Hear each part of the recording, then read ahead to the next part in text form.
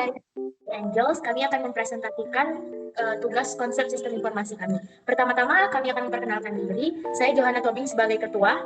Saya Jumita Paulina Brenski Tambunan sebagai anggota. Saya Jasmine Christine dari Ayuni sebagai anggota. Saya Emi Amelia Bruginting sebagai anggota. Saya Dewi Ketua sebagai anggota. Saya Hotmin Sormin sebagai anggota. Yang pertama-tama akan dijelaskan oleh Jasmine. Baik, di sini saya akan menjelaskan pengertian dari e-commerce, m-commerce, dan e-business. E-commerce ialah kegiatan jual beli atau transaksi yang dilakukan menggunakan media sarana elektronik atau internet yang mencakup berbagai aktivitas seperti berbelanja online, pembayaran elektronik, layanan elektronik, transaksi online lainnya. Mencakup dalam B2B, B2C, C2C, dan C2B. E-commerce juga melibatkan penggunaan situs web, aplikasi mobile, dan platform online untuk melakukan transaksi yang seringkali dilengkapi dengan fitur pembayaran digital, pengiriman, dan layanan pelanggan. E-commerce juga memudahkan konsumen dan bisnis untuk bertransaksi dengan lebih efisien. Tujuan dari e-commerce adalah mendorong pertumbuhan yang menguntungkan dengan memperluas jangkauan pelanggan, mengurangi biaya layanan, dan menciptakan pengalaman pelanggan yang berbeda. Contohnya ya, seperti Tokopedia, Shopee, Lazada, Bukalapak, Blibli, Freelance, dan sebagainya. Baik, di sini saya akan melanjutkan m-commerce. M-commerce adalah mobile commerce, atau yang bentuk e-commerce yang melibatkan transaksi bisnis melalui perangkat mobile seperti smartphone dan tablet. M-commerce memungkinkan pengguna untuk bertransaksi dengan mudah dan cepat dari mana saja serta meningkatkan kenyamanan dan fleksibilitas bagi konsumen dan para bisnis. Nah, tujuan dari m-commerce ini ialah untuk memperluas jangkauan pasar, meningkatkan pengalaman pelanggan, meningkatkan efisiensi operasional, dan memfasilitasi inovasi. Maka, bisnis dapat lebih responsif terhadap kebutuhan dan preferensi konsumen yang semakin menciptakan peluang baru untuk pertumbuhan dan inovasi. Contoh e-commerce seperti aplikasi belanja online, pembayaran online, banking mobile, layanan transportasi, dan sebagainya. Berikutnya ada e-business. E-business merupakan cakupan dari segala aktivitas bisnis yang dilakukan secara online. Nah, pada transaksi ini bukan hanya transaksi jual beli saja seperti e-commerce, tetapi juga berbagai proses bisnis yang lain yang mendukung operasi perusahaan seperti manajemen rantai pasokan, pengolahan data elektronik, manajemen hubungan pelanggan atau CRM, serta kolaborasi dengan mitra bisnis. Tujuan dari e-business ialah meningkatkan keunggulan kompetitif, meningkatkan kolaborasi internal dan eksternal, mengumpulkan dan menganalisis data, mendukung adanya keberlanjutan bisnis. Contohnya seperti Amazon, Google, Microsoft, Alibaba, Netflix, SAP, Spotify, dan lain-lain.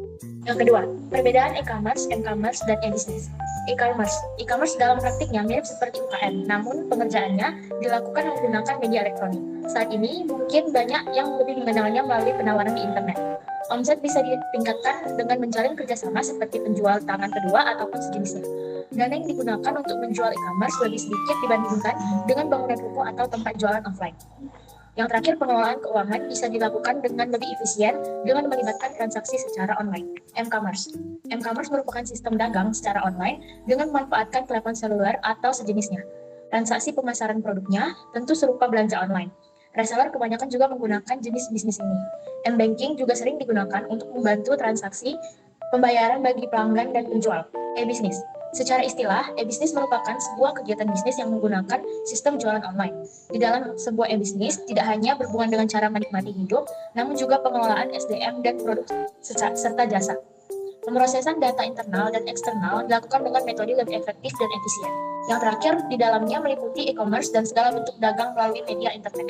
Pemaparan profil aplikasi, Traveloka adalah perusahaan agen perjalanan berbasis daring dengan berbagai moda transportasi maupun akomodasi. Perusahaan ini berkantor pusat di Tangerang, Banten, Indonesia, didirikan pada tahun 2012 oleh Ferry Yunardi, Derianto Kusuma, dan Albert Zhang. Traveloka yang merupakan salah satu perusahaan rintisan atau startup berstatus unicorn asal Indonesia ini mengembangkan layanannya pada pemesanan tiket kereta api, bus, dan penyewaan mobil hingga aktivitas wisata. Sejak tahun 2015, Traveloka mulai berekspansi ke sejumlah negara di Asia seperti Singapura, Malaysia, Vietnam, Thailand, dan Filipina. Lewat Traveloka, konsumen bisa melakukan pemesanan tiket pesawat, kereta api, hingga bus atau travel. Traveloka juga menyediakan layanan sewa mobil. Traveloka juga merambah layanan pemesanan tiket pertunjukan dan hiburan, serta atraksi, bioskop, kuliner, konser, spa, bahkan kursus. Menariknya lagi, Traveloka juga memberikan opsi pembayaran dengan pay later dengan konsep transaksi seperti kartu kredit. Layanan lain dari Traveloka adalah fitur flight price alert, fitur flight status, dan fitur web check-in. Sini ada pemaparan proses bisnis dari aplikasi. Yang pertama itu, konsumen memilih layanan seperti tiket pesawat, hotel, atau paket liburan. Kemudian konsumen memilih jumlah dan jenis tiket. Yang ketiga, konsumen memilih tanggal dan waktu yang diinginkan. Yang keempat, aplikasi akan mengirim detail ke penyedia layanan dan konfirmasi booking dari konsumen dan akan mereservasi. Jika tiket langsung tersedia, aplikasi akan meminta pengguna untuk melakukan pembayaran. Jika tidak, aplikasi akan meminta konfirmasi dari penyedia layanan terkait. Yang kelima, konsumen pilih metode pembayaran. Pengguna memilih metode pembayaran yang tersedia seperti kartu kredit, transfer bank, atau metode pembayaran elektronik lainnya. Yang keenam, verifikasi pembayaran. Proses verifikasi pembayaran dilakukan untuk memastikan transaksi berhasil. Yang ketujuh, aplikasi akan mengirim konfirmasi ke penyedia layanan, seperti maskapai penerbangan, hotel, dan lain-lain. Yang kedelapan, aplikasi akan menampilkan tiket atau booking resmi yang diterbitkan kepada pengguna. Jika perlu, aplikasi juga akan menampilkan QR Code, juga digenerate untuk memudahkan akses. Kelebihan dan kekurangan aplikasi Traveloka. Kelebihan, pencarian tiket pesawat yang gampang. 2. Variasi sarana transportasi. 2. Pesan tiket konser, restoran, SPA, dan yang lainnya. Pesanan hotel atau penginapan dalam luar negeri. 5. Proses pembayaran lengkap. 6. Bayaran promo menarik. 7. Layanan lengkap dalam genggaman. Kekurangan aplikasi Traveloka. Ada aplikasi lainnya yang lebih murah, keamanan dan kepastian. 3. Harga yang sama dengan harga asli. 4. Banyak oknum tak bertanggung jawab. Identifikasi media atau perangkat akses terkait aplikasi Traveloka. Traveloka dapat diakses melalui berbagai media atau perangkat berikut beberapa diantaranya media, website. Traveloka memiliki website resmi yang dapat diakses melalui browser perangkat apapun, seperti komputer, laptop, tablet, atau smartphone. Aplikasi mobile, Traveloka memiliki aplikasi mobile resmi yang tersedia di Play Store atau perangkat Android atau apps perangkat iOS. Media sosial, Traveloka memiliki akun media sosial resmi di berbagai platform seperti Facebook, Instagram, Twitter, YouTube, dan TikTok. Email, Traveloka sering mengirimkan email kepada pengguna untuk memberikan informasi tentang promo, pemasaran, dan sebagainya. Perangkat komputer, Traveloka dapat diakses melalui komputer, laptop, dan menggunakan browser, website, apapun. Laptop, Traveloka diakses melalui laptop, menggunakan browser, web, apapun. Tablet, Traveloka dapat diakses melalui tablet dengan menggunakan browser apapun. Smartphone, Traveloka dapat diakses melalui smartphone dengan menggunakan aplikasi mobile resmi Traveloka dan browser web. Smart TV, Traveloka dapat diakses melalui Smart TV dengan menggunakan aplikasi Traveloka yang tersedia di platform Smart TV. Perangkat akses lainnya, kios, Traveloka memiliki beberapa kios yang tersedia di tempat-tempat umum seperti bandara dan stasiun kereta api. Mesin ATM, Traveloka bekerjasama dengan bank untuk mengirimkan pengguna memesan tiket pesawat hotel melalui mesin ATM. Otomatisasi proses otomatisasi dari aplikasi. Apa itu otomatisasi proses? Otomatisasi proses menggambarkan penggunaan aplikasi perangkat lunak untuk mengotomatisasi tugas dan proses dalam lingkungan bisnis. Otomatisasi proses menggantikan pekerjaan manual sehingga membebaskan waktu karyawan untuk operasi bisnis penting, seperti penyelesaian masalah, inovasi, dan pertanyaan layanan pelanggan yang kompleks. Otomatisasi proses bisnis memainkan peran penting dalam inisiatif transformasi digital bagi 67% perusahaan, menyederhanakan proses dan mengurangi biaya. Contoh paling umum dari otomatisasi proses meliputi bagian berikut. 1. Layanan pelanggan. Otomatisasi proses dalam layanan pelanggan dapat membantu bisnis merespon pertanyaan pelanggan dengan lebih efisien dan efektif. Dengan menggunakan chatbot dan respon email otomatis, perusahaan dapat dengan cepat menjawab pertanyaan umum atau mengarahkan pelanggan ke sumber daya yang relevan, mengurangi waktu tunggu dan meningkatkan kepuasan pelanggan secara keseluruhan. 2. Sumber daya manusia. Otomatisasi proses Departemen SDM melalui Sistem Informasi Sumber Daya Manusia atau HRIS berbasis cloud menyederhanakan berbagai tugas administratif seperti penerimaan karyawan baru, pengelolaan permintaan cuti, pendaftaran tunjangan, dan tinjauan kinerja. Alur kerja otomatis dapat membantu memastikan karyawan baru menerima informasi yang konsisten dan tepat waktu, seperti jadwal orientasi, kebijakan perusahaan, dan formulir pendaftaran tunjangan. 3. Keuangan dan akuntansi. Dari pengakuan pendapatan hingga hutang, otomatisasi membantu Departemen Keuangan dan akuntansi mengelola pendapatan mereka dan melaporkannya dengan benar pada laporan keuangan.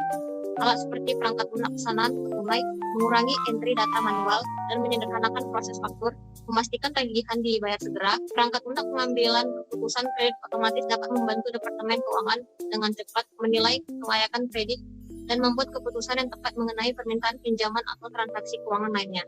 4. Penjualan dan pemasaran.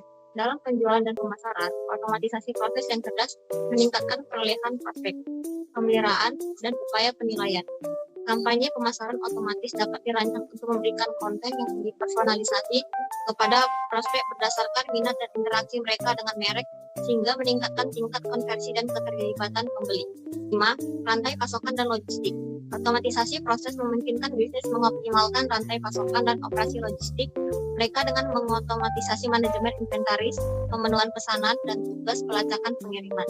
Dengan menggunakan otomatisasi untuk memantau tingkat inventaris secara real-time, perusahaan dapat mencegah kehabisan stok dan kelebihan stok, mengurangi pemborosan, dan meningkatkan kepuasan pelanggan. Proses pemenuhan pesanan dapat diotomatisasi untuk memastikan pengiriman produk tepat waktu dan akurat. Dan keenam, manajemen data. Mengelola data penjualan, pengawasan pelanggan, dan catatan keuangan dapat dengan cepat menjadi padat karya, terutama di tingkat perusahaan, di mana jutaan catatan harus dilacak, dianalisis, dan disimpan di seluruh organisasi. Mengotomatiskan proses ini dengan platform manajemen dan data berbasis cloud memudahkan bisnis mengelola datanya secara real-time. Rekomendasi perbaikan atau inovasi untuk kekurangan aplikasi. Usability merupakan aspek penting dalam mengukur kualitas aplikasi, menentukan kemudahan pengguna dalam mencapai tujuan, dan menggunakan antarmuka aplikasi. Penelitian ini mengevaluasi dan membandingkan UX Traveloka dan Tiket.com menggunakan metode UEQ. 6 skala digunakan, yaitu daya tarik, efisiensi, kejelasan, ketepatan, stimulasi, dan kebaruan. Status respon dari masing-masing aplikasi dipilih menggunakan simple random sampling. Hasil perbedaan signifikan ditemukan pada skala daya tarik, kejelasan, dan kebaruan. Traveloka unggul dalam daya tarik dan kebaruan. Tiket.com unggul dalam kejelasan. Rekomendasi perbaikan untuk Traveloka yaitu tingkatkan kejelasan atau aspek teknis, tingkatkan daya tarik secara keseluruhan dan kebaruan, permudah proses refund dengan formulir online dan proses yang lebih cepat, memberikan informasi yang lebih jelas dan lengkap, perbaiki sistem pencarian, tingkatkan keamanan data, dan tawarkan harga yang lebih kompetitif. Kesimpulannya, Traveloka dan Tiket.com memiliki UX yang baik dengan kelebihan dan kekurangannya masing-masing. Penggunaan dapat membantu Traveloka dengan memberikan masukan dan saran untuk meningkatkan layanan.